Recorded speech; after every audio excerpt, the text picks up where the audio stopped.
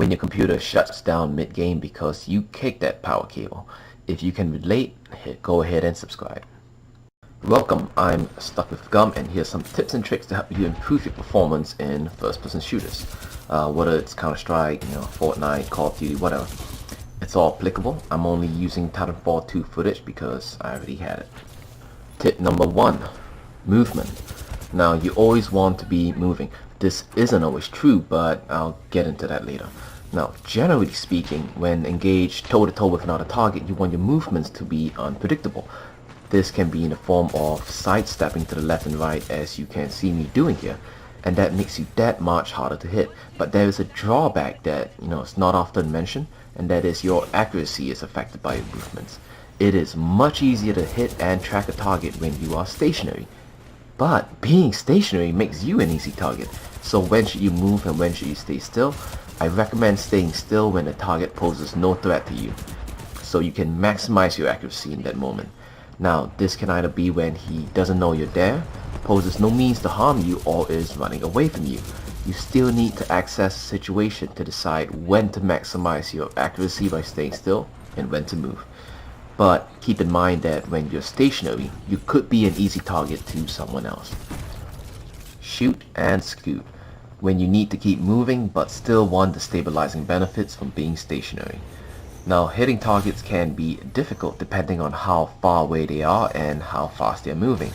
In addition, some weapons don't shoot as well on the move. So, while you're on the move, pause, take the shot while stationary, and move immediately after. By being momentarily stationary, you maximize your chances of hitting the target, killing the target before they can react. So keep in mind, shooting on the move is great, but if you aren't confident in your aim, you could stay still for small moments to help you land that shot. But when in group fights, it might be better to just keep moving. Tip number 2, cover. Why get shot when we can use some interesting geological feature to take it for you? Cover also hides you from the enemy, allowing you to dictate when you want to fight again. But remember to avoid using the same spot twice. As you can see me shifting a little each time, don't use the same spot twice because most players will be ready for you. Now, whenever you can, move from cover to cover even if you don't see anyone else. Just cause you can't see anyone doesn't mean no one has eyes on you. By using the same spot twice, you run the risk of getting shot if the enemy pre-aims at the exact spot you just appeared at, meaning all he has to do is wait for you to expose yourself before pulling the trigger. Tip number 3.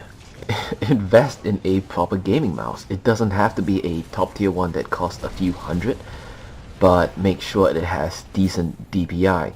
Now, even the outdated gaming mice are still better off than your office issue one.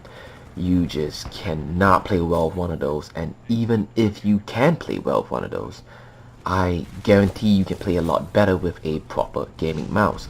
Logitech and Razer are my go-to, but if you can't afford the newer models, don't fret, the older models are still pretty decent. So get a proper mouse if you haven't already. And there you have it, a few quick tips for those of you starting out on first-person shooters. If you enjoyed and learned something, please like and subscribe and stay tuned for more gaming tips. Let me know your thoughts in the comments below. I'm Stuck with Gum, and I'll see you in the next video.